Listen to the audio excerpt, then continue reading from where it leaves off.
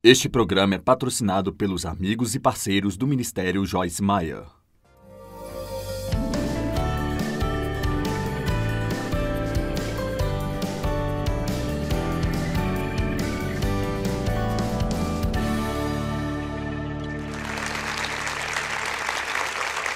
Bem-vindo ao Desfrutando a Vida Diária. Estamos tão felizes por você estar conosco. Eu tenho algo realmente especial no meu coração que quero compartilhar com você.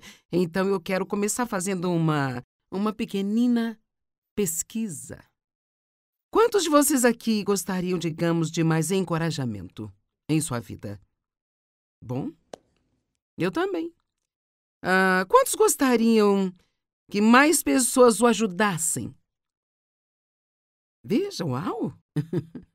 Que tal? Você gostaria de um pouco mais de misericórdia quando você comete erros? Que tal paciência? Quantos de vocês adorariam que as pessoas fossem mais pacientes com você? Talvez como quando você não entende algo imediatamente ou você não se move tão rápido quanto gostariam. Quantos gostariam que dissessem, não se preocupe com isso, está tudo bem. Meu marido é assim, não se preocupe com isso, está tudo bem. Eu digo, anda logo, vamos depressa. Quem gostaria de mais dinheiro?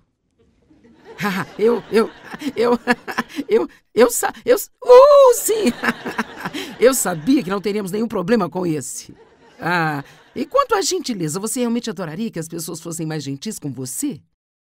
Sabe, existe um tipo de pessoa que é tão arrogante, não é? É muito ruim quando você se depara com um cristão assim, eu realmente não gosto.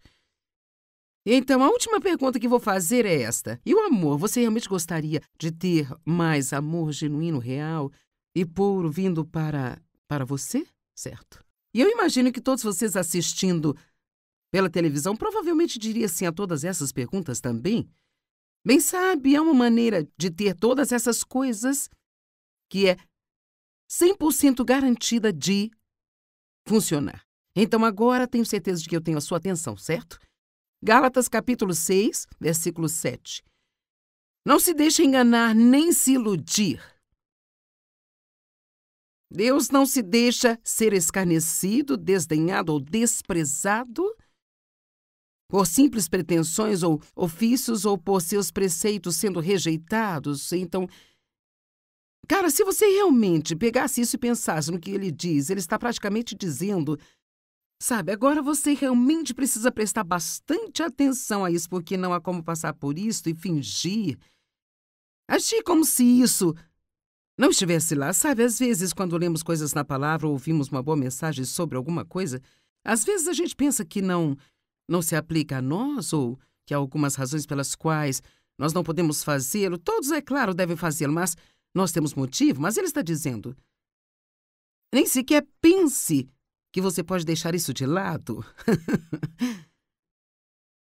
Aquele que tenta enganar a Deus, inevitavelmente engana a si mesmo e não a Deus. Porque qualquer coisa que o homem semear, seja o que for, isso engloba qualquer coisa que você possa pensar. Quando falamos sobre o princípio da semeadura e da colheita, não estamos apenas falando de finanças. Funciona com finanças, é claro.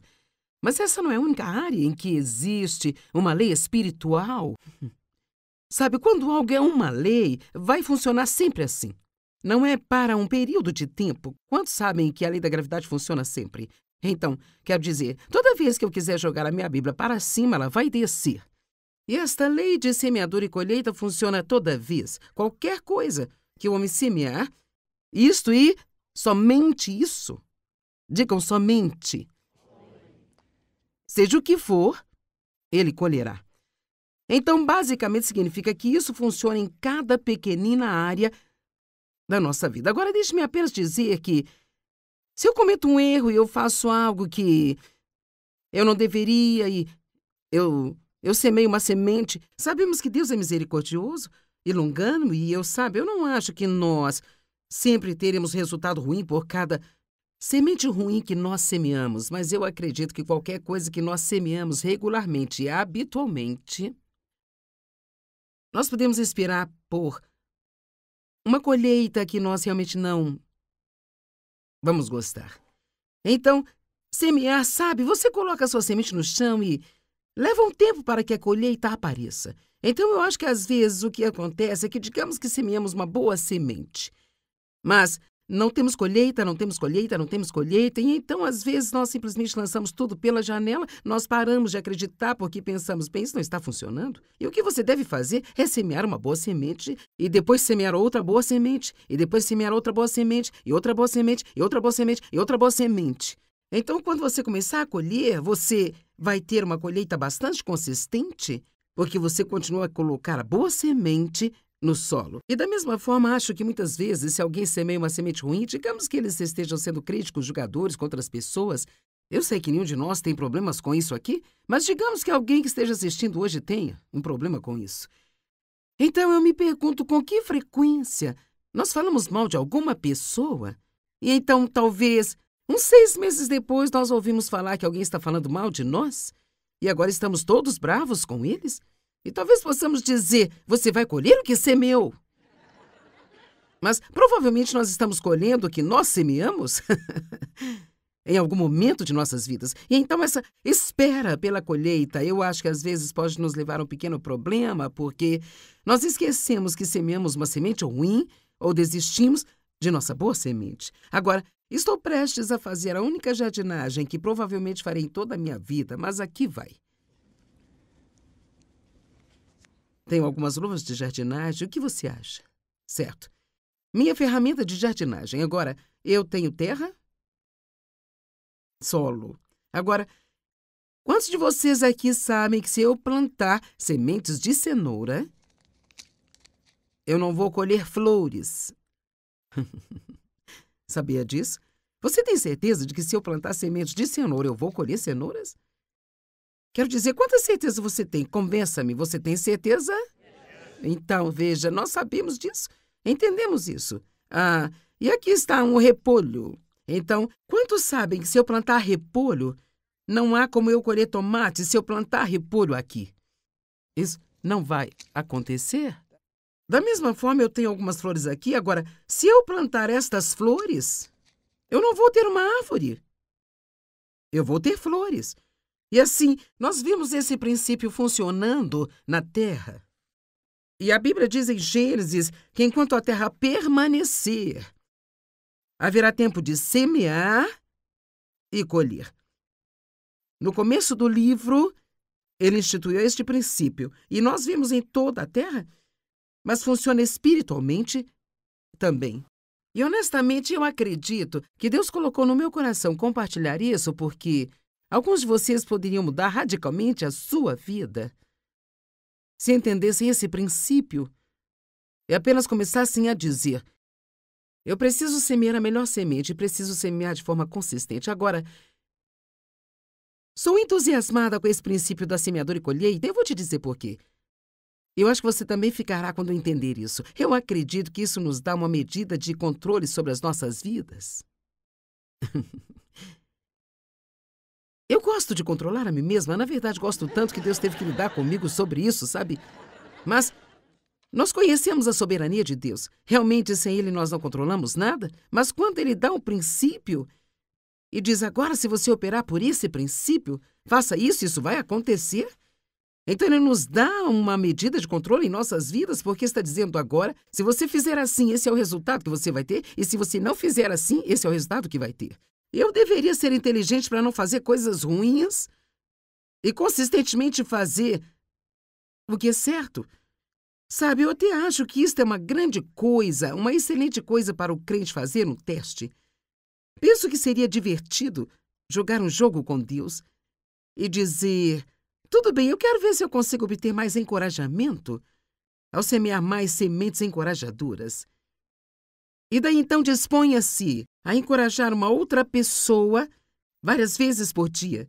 E apenas faça isso de forma consistente, consistente, consistente.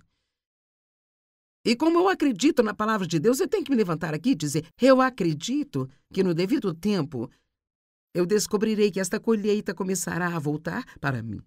Então nós não vamos desanimar nem cansar de fazer o que é certo, mas nós vamos continuar fazendo. Agora, em Gálatas 6:8 diz, quem semeia para a sua carne, da carne colherá. ruína, decadência e destruição. Mas quem semeia para o Espírito, do Espírito colherá vida e vida eterna. Então, outra maneira muito simples de dizer isso é que eu tenho duas maneiras de viver. Eu posso fazer o que eu gostaria.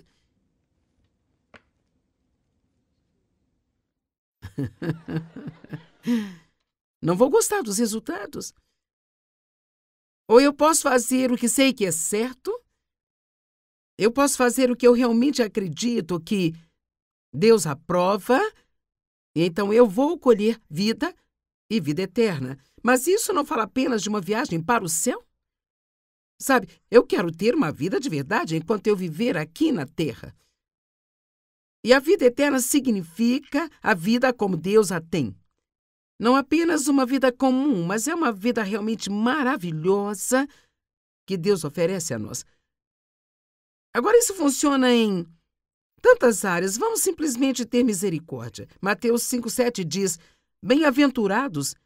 Isso é o que significa bem-aventurado. Feliz, invejável, espiritualmente próspero, com alegria e satisfação na graça e salvação de Deus, independentemente de sua condição exterior. Bem-aventurados os misericordiosos, porque eles vão obter misericórdia, semear e colher. Quantas coisas, em vez de fazer o estardalhaço, devemos simplesmente dizer, eu vou deixar isso para lá. Eu acho que vou deixar ir. Eu pensei ontem naquela escritura sobre como o amor, ele cobre uma multidão de pecados, e isso é mostrar misericórdia quando podemos fazer um grande estardalhaço por algo, mas em vez disso decidimos ficar quietos. Eu não sei, sabe, talvez Dave deixe a luz do seu armário acesa, e eu estou cansada de desligar a luz do seu armário, e eu sempre tenho que dizer a ele que ele deixou a luz do seu armário acesa, de novo. Mas e se eu só virar e perguntar, Deus, eu semeei uma boa semente? Eu sou misericordiosa, porque eu não gosto quando as pessoas são duras comigo. E então, cara, Mateus 6, versos 14 e 15, essa coisa do perdão, eu me pergunto, quantos cristãos assistindo agora estão bravos com alguém? Ou estão ofendidos? É a mesma coisa, sabia? A Bíblia diz, esqueça, solte, deixe ir. Esqueça, solte e deixe ir. Essa é a tradução amplificada. Eu amo isso. Basta esquecer, soltar e deixar ir. David disse algumas vezes para mim, você simplesmente vai esquecer isso? Você vai deixar para lá e vai esquecer isso? É exatamente isso que Deus quer que nós façamos. Mateus 6, 14 e 15. Se vocês perdoarem as ofensas uns dos outros, seus pecados imprudentes e intencionais, esquecendo-os, deixando-os de lado e renunciando ao ressentimento, o seu Pai Celestial também perdoará vocês. Mas se vocês não perdoarem as ofensas uns dos outros, seus pecados imprudentes e intencionais, esquecendo-os, deixando-os de lado e renunciando ao ressentimento, o Pai Celestial também não perdoará suas ofensas.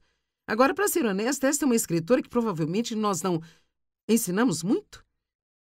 Porque realmente nós sempre falamos sobre a misericórdia de Deus e sobre o perdão de Deus e que, sabe, Deus sempre perdoa. E eu acredito que Deus começa tudo em nossas vidas com perdão. Vou explicar o que eu quero dizer com isso. Quando você quer entrar em um relacionamento com Deus, todo o pecado é tratado, nesse momento, livremente, pela sua graça. Estou perdoada, mas então Deus também quer nos ensinar a viver. E assim Ele sempre quer que a gente pegue o que Ele deu a nós e devolva isso a outras pessoas. Então, se eu recebo toda essa misericórdia de Deus, mas não estou sendo misericordioso com ninguém, se eu recebo todo esse amor de Deus, mas eu não amo a ninguém, ou se eu recebo todo esse perdão de Deus, mas eu não perdoo ninguém, poderíamos ir a Mateus 18 agora, mas não temos tempo. Mas o homem exigiu que alguém lhe devolvesse o que lhe devia. E era tão pouco em comparação ao que ele devia a uma outra pessoa. E ainda assim ele queria o perdão da sua dívida, exigindo que essa outra pessoa pagasse a sua dívida.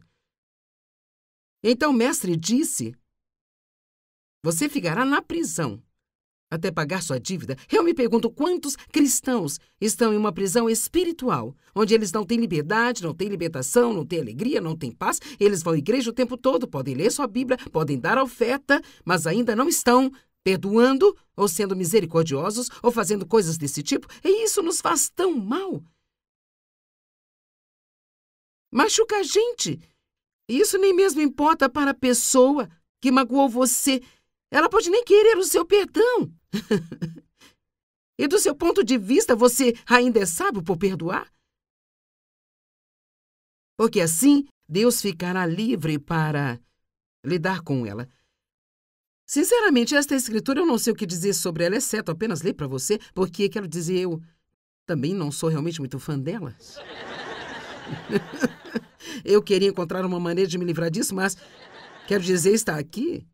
Se vocês não perdoarem as ofensas uns dos outros, seus pecados imprudentes e intencionais, significa que fizeram de propósito? Não foi nem sem querer?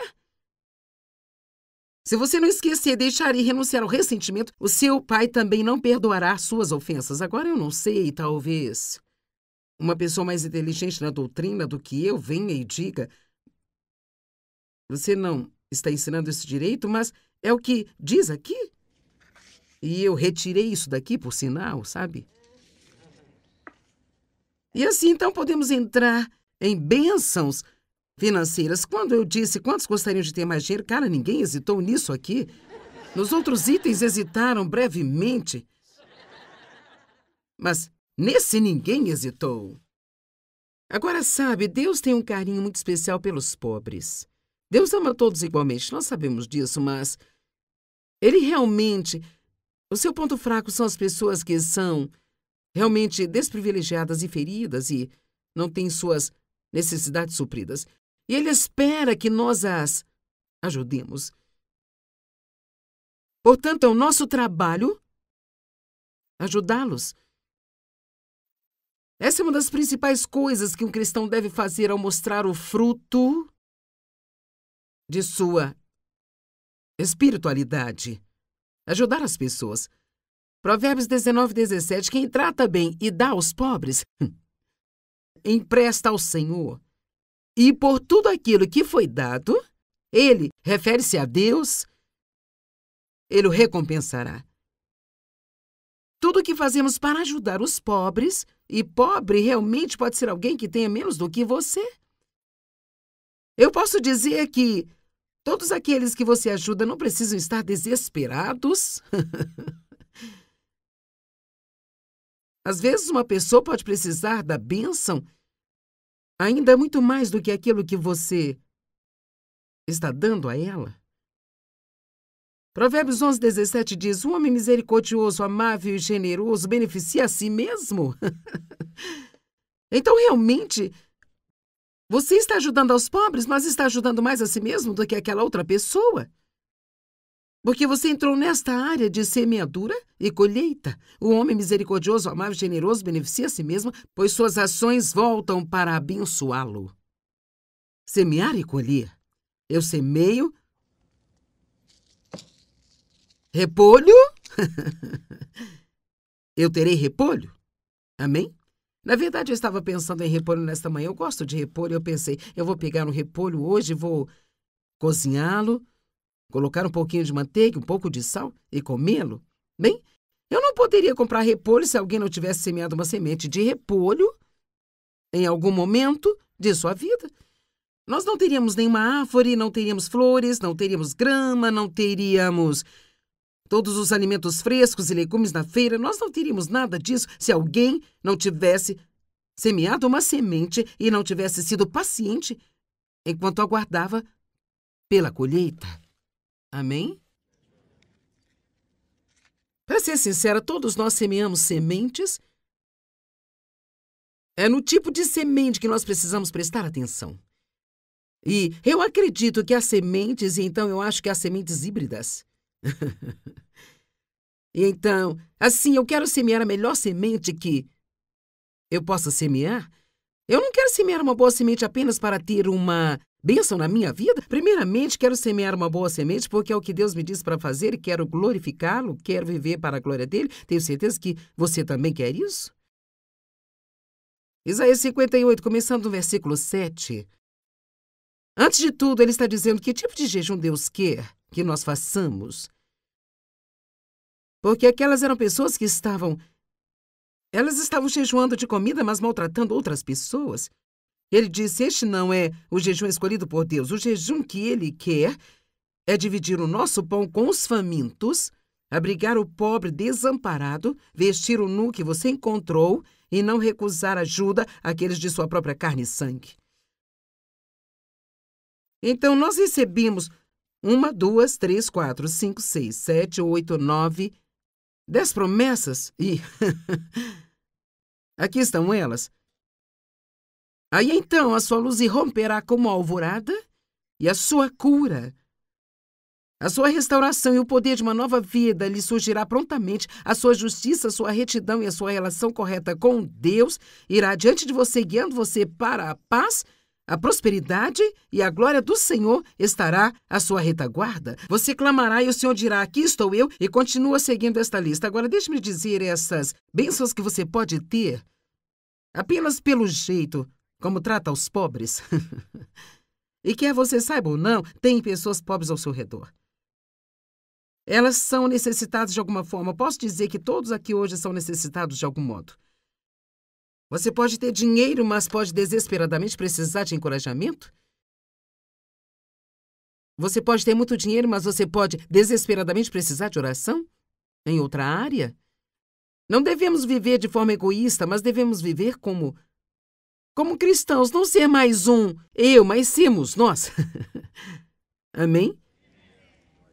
E nós ficamos livres de problemas quando nos cansamos de sermos nós e voltamos para o eu. Vamos, eu sinto uma mensagem chegando. Aqui estão elas. Deus necessitados, e aqui está a sua colheita. Luz, cura, restauração, poder, justiça, paz, prosperidade, oração respondida, orientação de Deus e força para os seus ossos. Meu Deus! E então, versículo 14, que nós nem sequer lemos. Então você se deleitará no Senhor, e eu farei com que você ande nos lugares altos da terra. Agora, eu não acho que esteja falando de uma viagem de avião. Eu acho que isso significa promoção. Deus vai levantar você e vai promover você na vida e dará a você o favor e dará a você bênçãos. Se você se empenhar em ser uma bênção maior para outras pessoas. Vamos ficar mais preocupados com a nossa semente do que com a nossa colheita? Porque, sabe, nós plantamos, nós regamos e é Deus quem dá o crescimento. Eu não sou responsável pelo crescimento. Eu nem preciso me preocupar com o crescimento. Eu não preciso ficar chateada se não tiver quando eu achar que deveria ter. Tudo que eu preciso fazer é me preocupar com a minha semente. Em Mateus capítulo 7, fala sobre o caminho estreito e o caminho largo também. Eu acho que isto de fazer aos outros o que você gostaria que fizessem a você é um caminho estreito que Deus nos chamou para caminhar, sabe? Porque se tratarmos outras pessoas da maneira que gostaríamos de ser tratados, então dessa forma não terá muito espaço para a minha carne ou agir conforme aquilo que eu sinto. Assim, isso por si só me mantém fora desse caminho largo, que só me leva à destruição. Então, em 2 Coríntios capítulo 9, nos 5 versículos, não posso ler todos, mas você pode anotá-los, versículos 6 a 11. Escrituras tão boas, ele diz: lembrem-se, aquele que semeia pouco e de má vontade colherá pouco e de má vontade. Se você quiser um pouco de encorajamento, então encoraje uma pessoa de vez em quando, sabe? Mas tenha certeza de não ser radical com isso.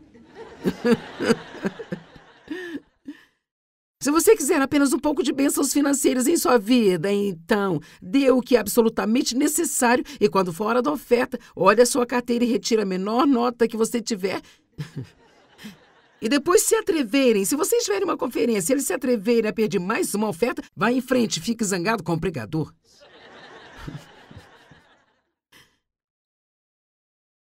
Mas se você quiser ter uma bênção radical, então você deve semear sementes radicais. Aquele que semeia pouco e de má vontade colherá pouco e de má vontade. Mas aquele que semeia com fartura, essas bênçãos chegarão a alguém. Também colherá generosamente e com bênçãos. Quer saber? Deus tem uma vida incrível para cada um de nós. Para cada um de nós. Deus é bom e Ele já preparou e planejou uma vida excelente para cada um de nós. Amém? E esse princípio da semeadura e colheita é uma das maneiras pelas quais você pode entrar nessa nova vida. O diabo é especialista